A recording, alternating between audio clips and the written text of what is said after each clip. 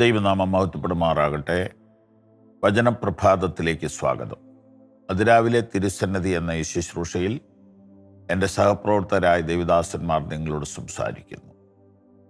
അവരോടൊപ്പം ഒരു ചെറിയ വചനധ്യാനം മാത്രം ഈ എളിയവൻ നിങ്ങളോട് പങ്കുവയ്ക്കുന്നു.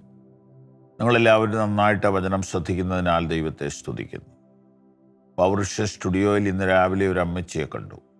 അമ്മച്ചി എല്ലാ മാസവും ഒരു സംഭാവന കൊടുക്കാൻ വരുന്നതാണ് എന്ന് പറഞ്ഞു. നല്ല പ്രായമുണ്ട്, ക്ഷീണമുണ്ട്, നടക്കാനും ഒക്കെ ബുദ്ധിമുട്ടുണ്ട്, കാണുമ്പോൾ അറിയാം. അപ്പോൾ എന്നോട് പറഞ്ഞു, ചായൻ ജീവിച്ചിരുന്ന കാലത്ത് തുടങ്ങി വെച്ചതാണിത്, ഞാനായിട്ടത് മുടക്കുന്നില്ല, ഞാൻ ഉള്ളിടത്തോളം അത് ചെയ്യുമെന്ന് പറഞ്ഞു.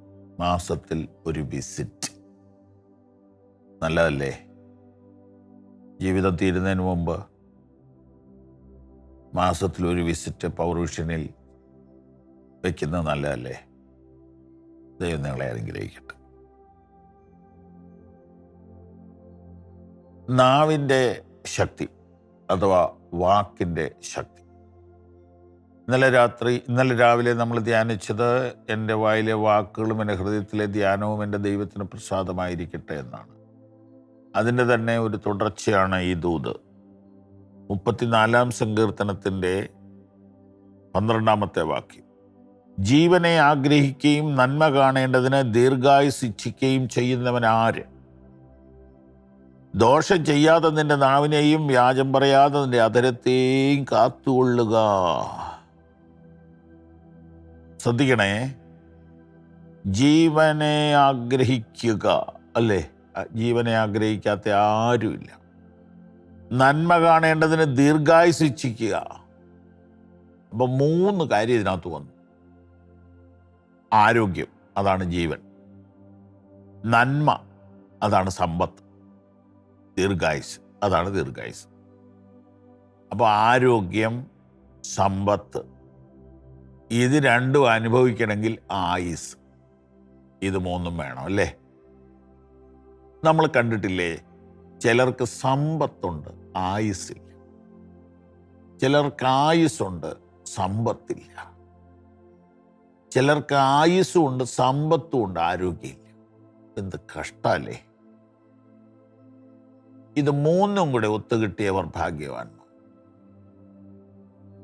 എന്നാൽ അത് 3 കൂടെ കിട്ടാനൊരു മാർഗം ബൈബിളിലുണ്ട്. അതെന്താണെന്നറിയാവോ? ദോഷം ചെയ്യാതെ നിന്റെ നാവിനെയും വ്യാജം പറയാതെ നിന്റെ അധരത്തെയും ഞാനിത് വളരെ സീരിയസ് ആയിട്ട് എടുക്കുന്നു.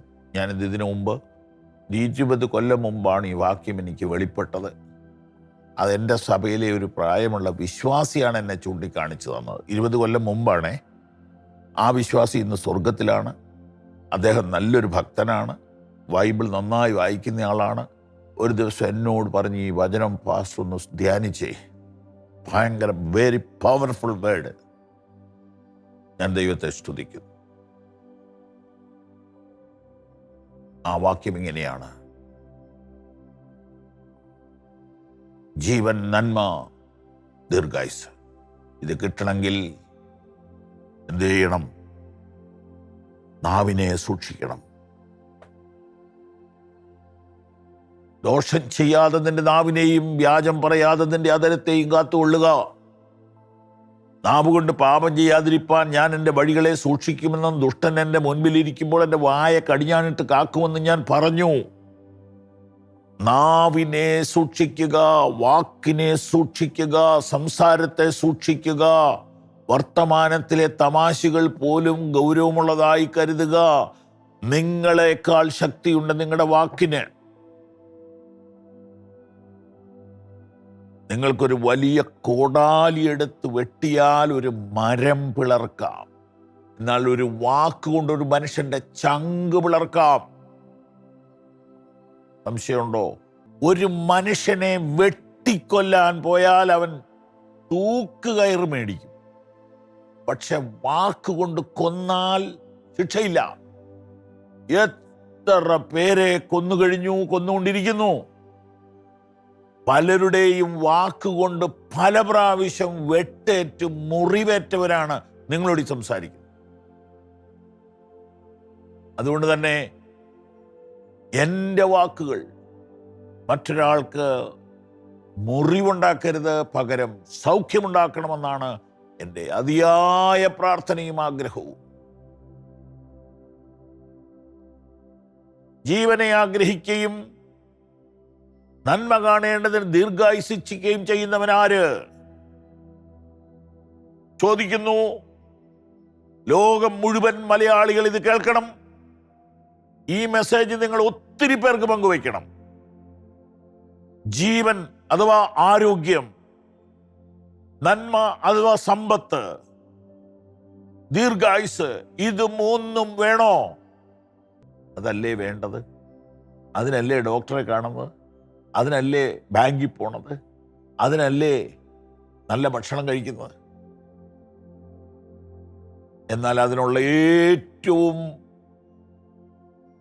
പ്രധാനപ്പെട്ടതും ചിലവ് കുറഞ്ഞതുമായ മാർഗമാണ് വാക്കുകളെ ശ്രദ്ധാപൂർവ്വം ഉപയോഗിക്കുക. ഇന്നലെ പറഞ്ഞതുപോലെ ഒരു വാക്കും ഒരിടത്തും കൂട്ടിവെച്ചിരിക്കുകയല്ല, അത് പെട്ടെന്നാണ് വരുന്നത്. അതുകൊണ്ട് അതിനെ ഗൗരവമായി ഞാൻ കാണുന്നു എന്ന് 1000 പ്രാവശ്യം പറയണം. എൻ്റെ വാക്കുകൾ മറ്റൊരാൾക്ക് സൗഖ്യം കൊടുക്കണം, ആശ്വാസം കൊടുക്കണം, സമാധാനം കൊടുക്കണം, ധൈര്യം കൊടുക്കണം, പ്രകാശം കൊടുക്കണം, സന്തോഷം കൊടുക്കണം. പകരം മുറിവ് കൊടുക്കരുത്, വേദന കൊടുക്കരുത്, ഭീഷണി കൊടുക്കരുത്, നിരാശ കൊടുക്കരുത്. അങ്ങനെ ഒരു കാലം നമ്മുടെ നാട്ടിൽ വരട്ടെ. ഒരു വാക്ക് കൊണ്ട് ഒരാളെ കൊല്ലാൻ പറ്റുമല്ലേ? അങ്ങനെയാണെങ്കിൽ ഞങ്ങൾ പവർ വിഷൻ കൊണ്ട് ചെയ്യുന്നത് എന്താണെന്നറിയാമോ? വാക്കുകൊണ്ട് ലക്ഷക്കണക്കിന് ആളുകളെ ജീവിപ്പിച്ചുകൊണ്ടിരിക്കുകയാണ്. ഇതാണ് പവർ വിഷന്റെ മിനിസ്ട്രി. പവർ വേർഡ് മിനിസ്ട്രി എന്നായിരുന്നു ആദ്യം ബഹുമാനപ്പെട്ട KC ജോൺ സാറ് ചെയ്തുകൊണ്ടിരുന്ന ശുശ്രൂഷ. അതെ, വചനത്താൽ ലക്ഷങ്ങളെ ഹീൽ ചെയ്യുവാൻ നിങ്ങൾ നിങ്ങളെ തന്നെ സമർപ്പിക്കുമോ? പിതാവേ, അതിനുള്ള കൃപ ഞങ്ങൾക്ക് തരണമേ. യേശുവിൻ നാമത്തിൽ ആമേൻ.